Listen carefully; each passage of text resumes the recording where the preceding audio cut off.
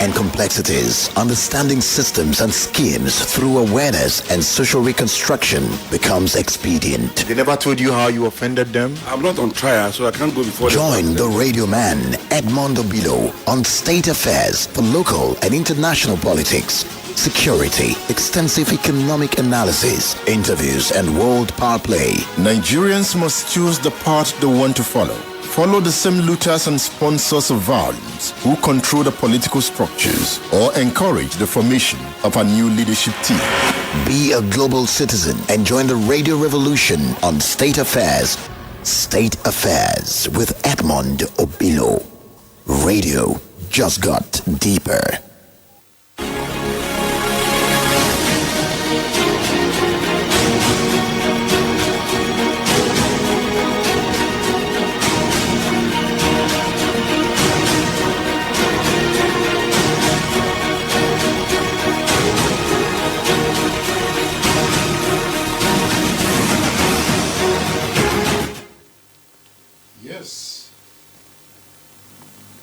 Markestos Adeshino Shinowo is on Edmondo Bilo's page on Facebook. He says, "Good morning, Edmond. Nigeria indeed is a project of many parts, just going by the barrage of points you raised here. However, here are my wishes." Markestos continues. I wish someone will stop paying lip service to security matters. Markestos is calling for someone to do their assigned job and stop saying we are on top of the situation. Samson Adekule is here. He says hello to the radio man. Abu Kasimu, how are you? Abu is saying, well done, radio man. Who is here? Nonso Nwa Bachele. He says, good morning to the radio man. Kizito Augustine, I can see you on my page. How are you, Kizito? Kizito says, have the Ogoni sons and daughters learned from the mistake of the past? He says, it's a question begging for answers. Jibola Amadu, thank you for the compliment. Frenzy is here. He greets the radio man. Amadi Lawson. Amadi, how are you? Lawson is here. Larry Johnson, I can see you. Who's there? Who's listening to the radio man? Leave a message for the radio man. Are you on Instagram? You can leave a message for the radio man. Are you on LinkedIn? Search for the radio man. Edmondo Bilo on LinkedIn. You can follow me on Instagram at eobilo. On Facebook, you can leave a message on State Affairs page. Search for State Affairs on Facebook. Or you follow Edmondo Bilo on Facebook. I have 2 pages on Facebook, so you can follow me there. Do you have a message that you want to leave about the state of affairs in your state? That is why you need to be on my or your app. You need to download the app and leave your message there. Tell your story on my or your app. Teslim Kolawole is on my or your app. He says there is a particular poultry farm in my area at Alaro Songo Railway Line that has been polluting the area with a lot of bad smell. And this can cause hazard to the people in the area. So Teslim Kolawole on my or your app is calling for urgent attention. He's saying the Ministry of Environment should come to their rescue. You can leave that kind of message on my or your app. How do you go on the app? Go on Google Play Store. Download it. It's your app. It's a social contract app. So tell your story on my or your app. Who is on the app? I can see Dotun. Dotun titles his story Indiscriminate Parking of Commercial Cars on Major Roads. Dotun is saying, please, government, do something on the way commercial transport workers park their cars on the road. This is one of the chief cause of traffic on our road, he says. Dotun is saying that microcars park and load on the road at Mokola Roundabout, Elele Road, etc., causing traffic. He says, please, government, look into this. That's Dotun speaking on my or your app. I have a book entitled The Game Changer for National Transformation, The Simple and Practical Approach, authored by Wale Adewumi. What's the book about? Wale Adewumi presents a compelling anatomy of bottom-up change as solution for national transformation, creating a paradigm shift towards governance and effective ideological transfer. Wale Adewumi is on State Affairs. It's good to have you on State Affairs. Good morning, Mr. Obilo. Also, we want to thank Splash FM for giving us the privilege of being on air with you. Thank you very much. Now, you wrote a book, The Game Changer. Yeah. What game are you looking at, and why do you want to change the game? The truth is, if you look at the state of the nation since our independence, we've found out that nothing has really improved. We've been doing things the same old way, and we expect transformation. So I now took keen interest in the issue of the national politics and the governance in Nigeria. So the past 20 years, I began a research on how do we transform the nation. So over the years, I'm able to come up with this compilation, which I now tag The Game Changer for National Transformation. But before the book comes into play, I did a course with World Bank, the World Bank. And in the course, I had distinction. I was able to present an artifact. After perusing it, the three assessors, one of them made mention of this. Now, this concept needs to be transformed into a book, which will now serve not just for Nigeria, but for nations seeking for prominence and transformation. So when I had that information, it now gave me the impetus that let me expand on this project. So the idea of the World Bank course led to this book. If you look into the book, you find a portion of it at the front page where I had distinction in the course. Now, you are looking at a bottom-up change. Yes, sir. How? Thank you very much. When we look at Nigeria, we've always practiced the same system of governance and leadership, whether it is military, whether it is civilian. Everybody gets to the place of power and believe that they can force change downward. They get up there believing that they can create a rebranding from the top bottom to the downward end. But we now find out that the nations that were transformed over the years didn't just have leaders up there speaking to those beneath. The leaders submerged themselves, flow into the people, and become part of the citizens to create and evolve the transformation needed. So we now look at examples of India, America, and some other emerging nations. We found out that no nation was transformed by the leadership alone, which we can see very clearly, especially in America. It is not the governments and the leaders that are the superheroes.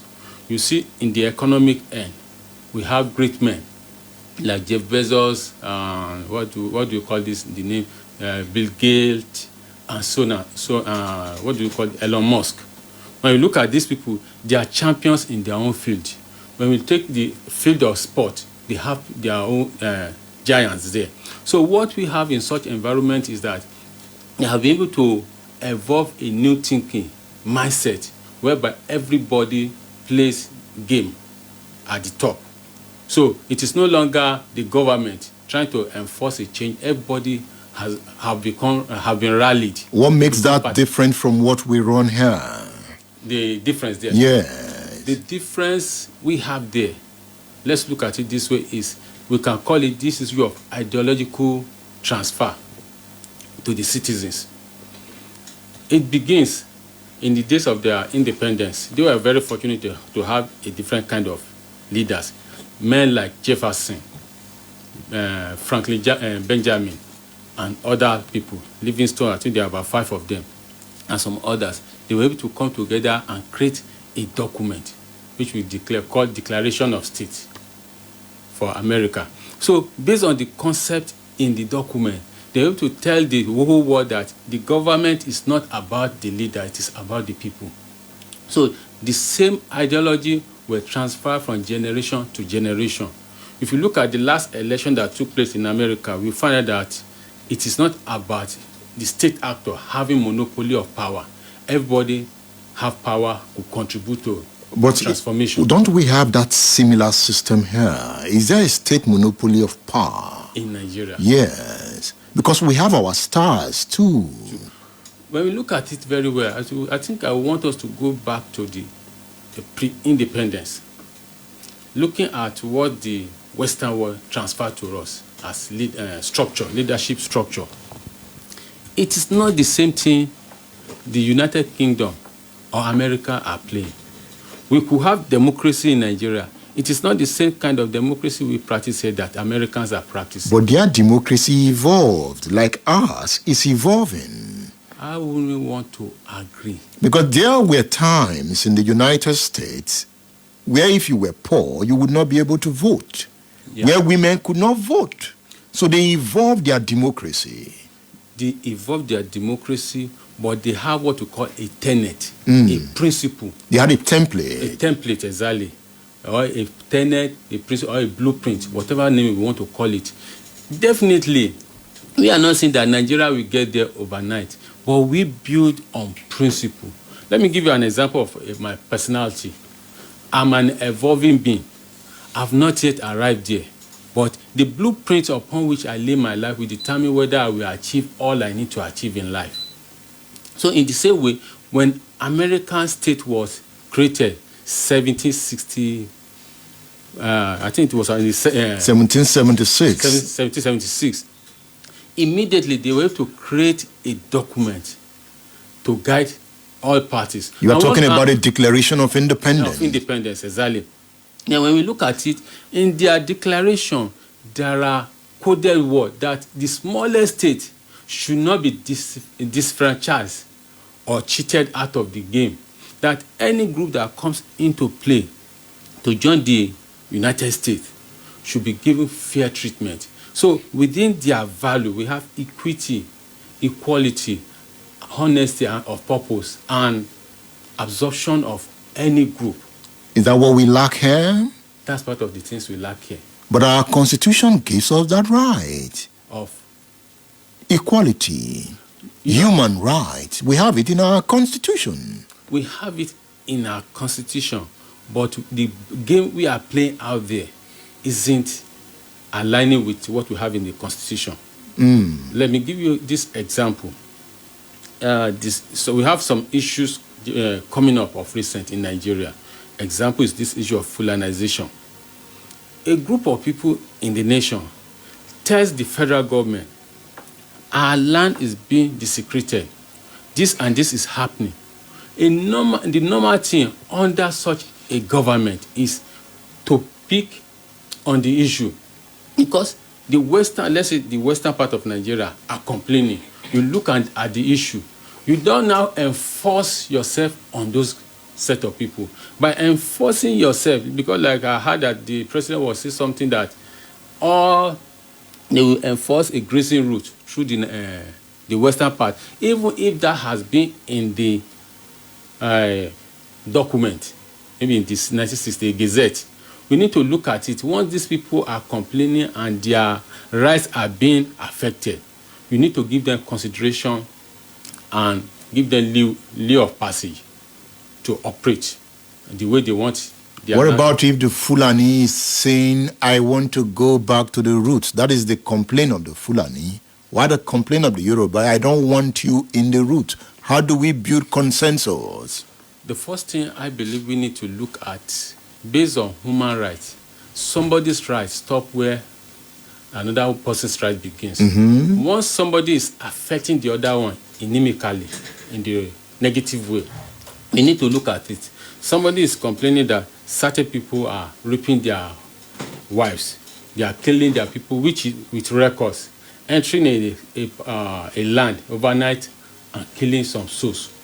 I think these are facts that we need to look into. How do we stop it? And if you cannot stop it, I think in the whole world now, what we are having is not even issue of grazing land. They are creating ranches. And it is a business of certain tribe. It should not affect another group. Let's look at chapter 1 of your book. You said here, Nigeria is on a crossroad. The leadership and citizens together are confused and lost as to what next to do to bring about succor to the people. The leaders are confused, so the people, you repeat. We have tried several and diverse strategies, all to no avail. Policies have been formulated, rules made, projects executed, ideologies shared, and policies implemented, yet without achieving much respite. You titled this chapter, The Change Nigeria Needs. Yes. What do we need? Good.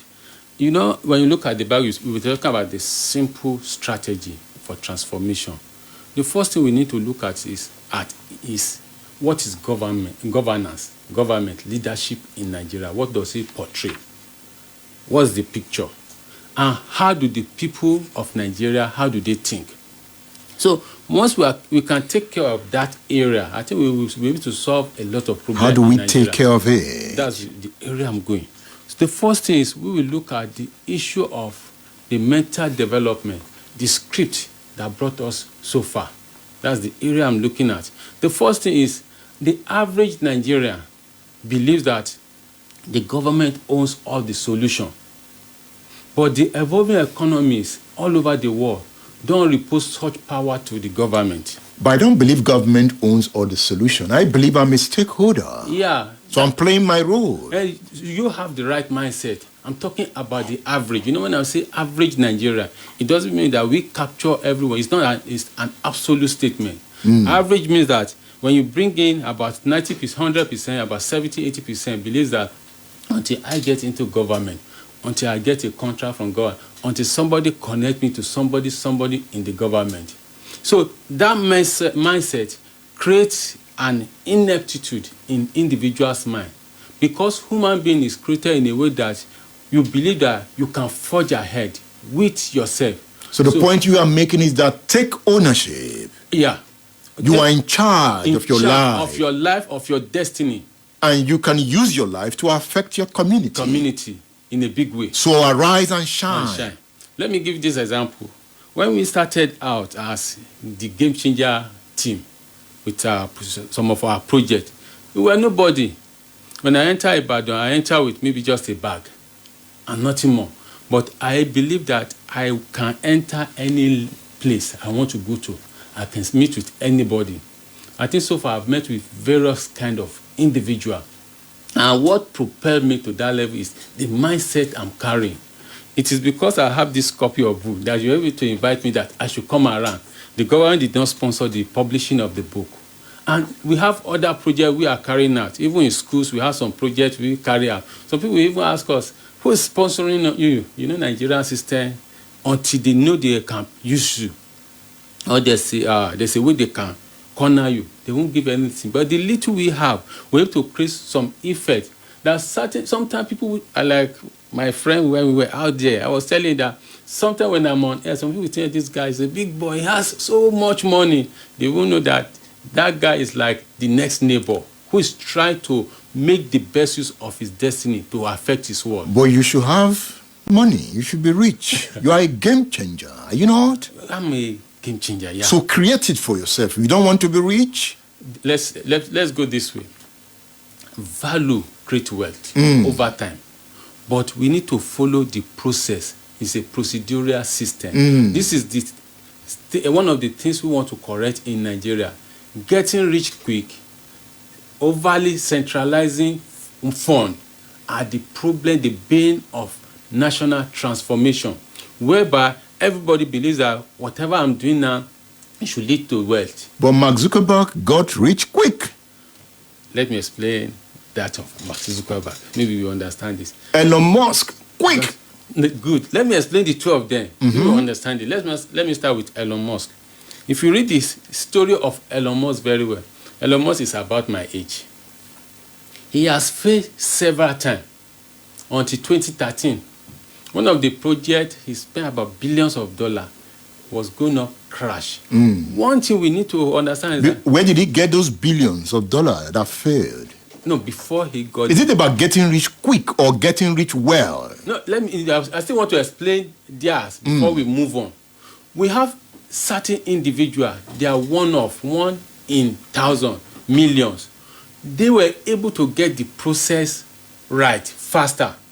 You know that Bill Gates, the mom works with IBM. So, even though Bill Gates could be young when he was a millionaire, he has wealth of experiences surrounding him.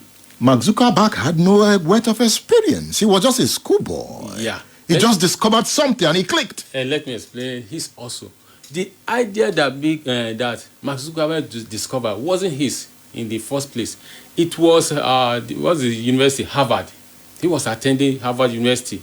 Then the idea now came that we want to build something of this form, but nobody was taking responsibility. But even if when a small boy takes responsibility, it takes ownership. Let's give an example of Nigeria system.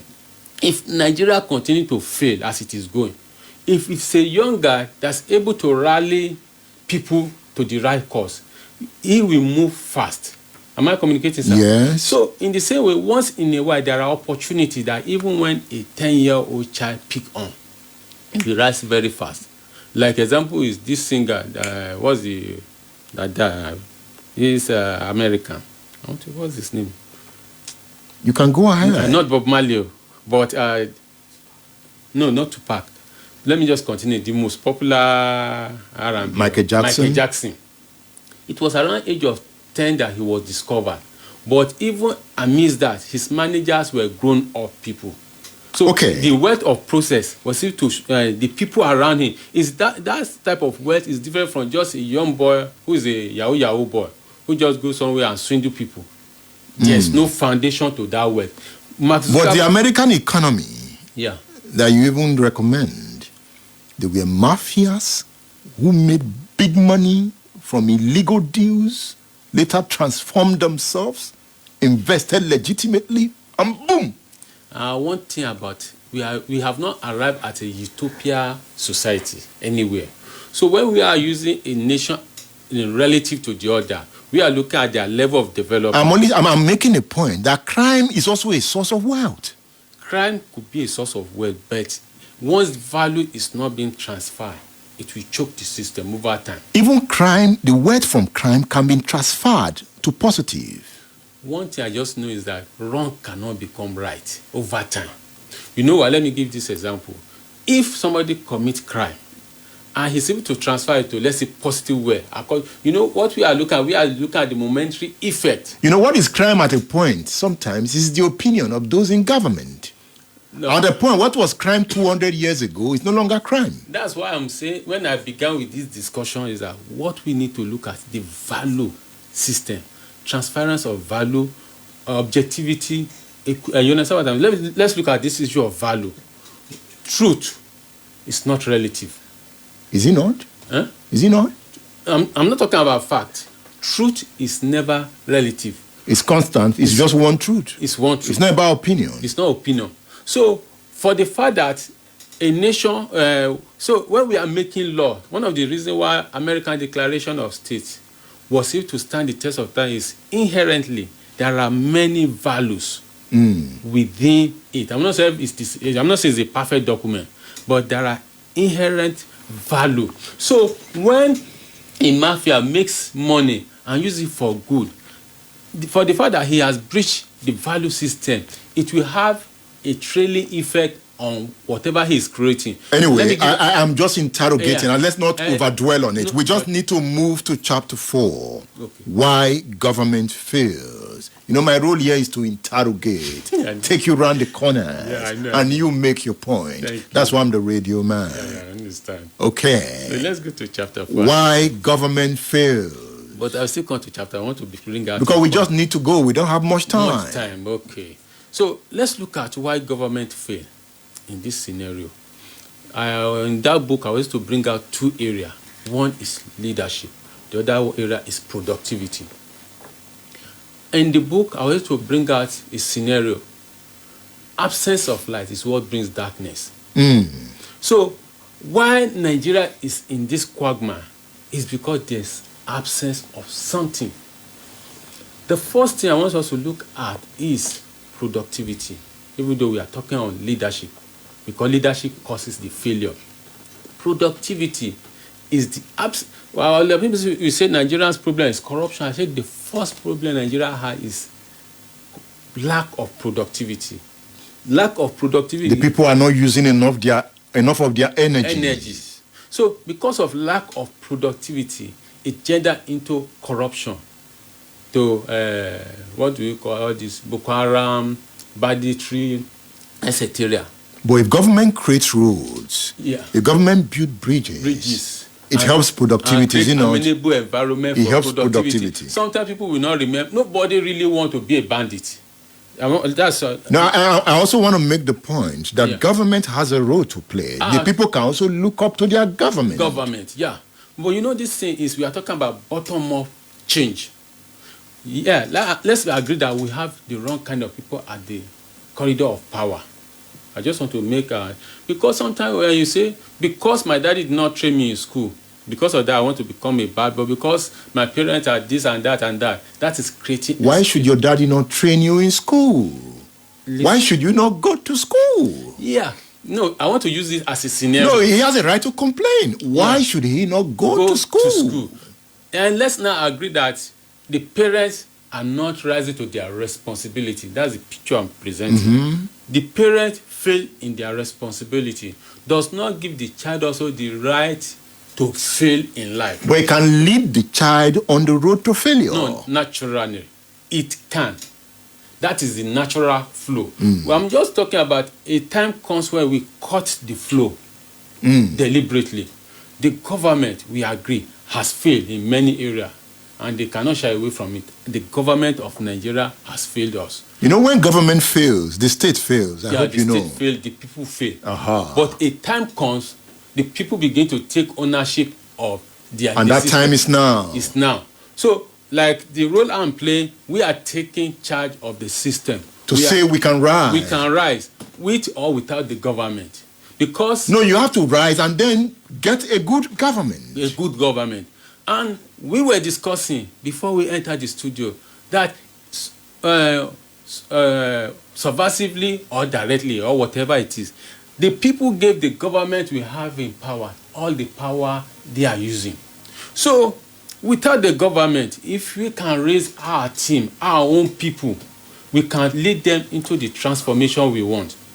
And going on the issue of why government fail, in that book I was to present 4 models of society.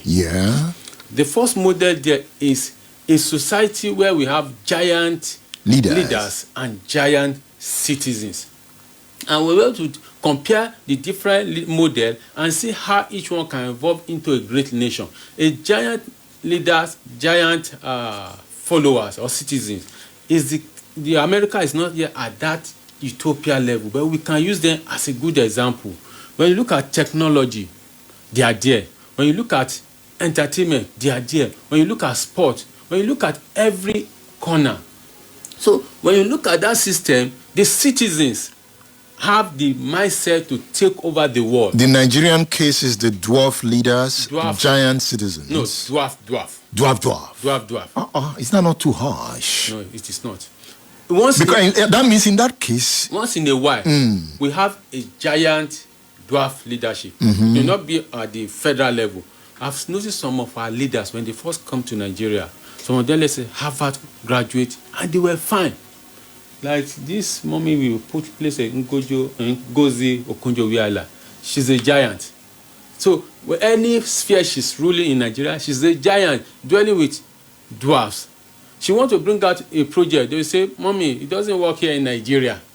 I've written some proposals, some things some time ago. They will tell us it does not work here. In that situation, a giant mindset trying to impose a transform into a dwarf type of society. That's why you see them once they will kill you one fire. If she was a giant, Yeah. she would raise the dwarf to the giant level. Yeah. That's what makes her a giant. A giant. So if she did not do it, she would not acquire the giant status. I will explain something for We just have to go at this moment, Mr. Adeomi, but explain what you want to explain before we go.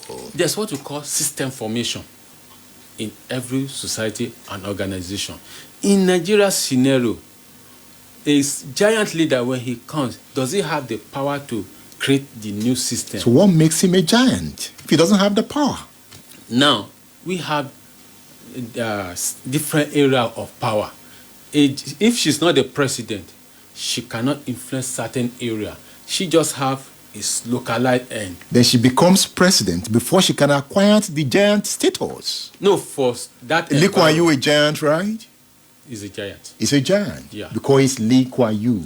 Then He he's- attained the Lee Kuan Yew status, Yeah. acquired leadership, and transformed these people. And was able to build the system. that helped Lifted him. all the dwarf to Yeah, giants, yeah. and Singapore flies. Like what I was saying about Okonjo-Iweala, I'm not saying that once if the giants could not pull them up, she will sink or he will sink. So she became a dwarf before she left. No, for Nigeria system, we have not really seen strong impact or continuity or sustainable system which that she leaves behind. Mr. So Wale. that's one of the problems we have in Nigeria. But so far, Nigeria is still operating at the level of dwarf, whereby we are all complacent or averagely complacent. Complacency and satisfy. And satisfaction also doesn't mean comfortable. We are not comfortable.